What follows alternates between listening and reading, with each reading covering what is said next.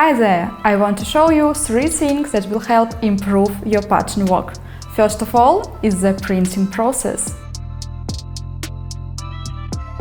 I always look at the mini card and look for blank pages, like this.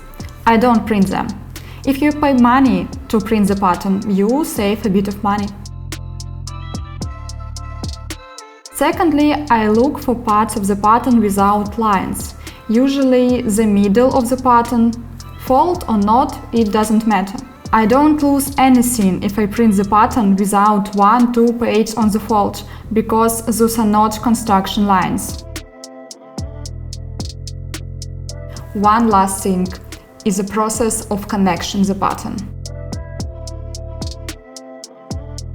If you cut off one part of each page, you will waste a lot of time. You only have to cut the corners, and that is it. It is very fast, very clear. That's all. I will show you.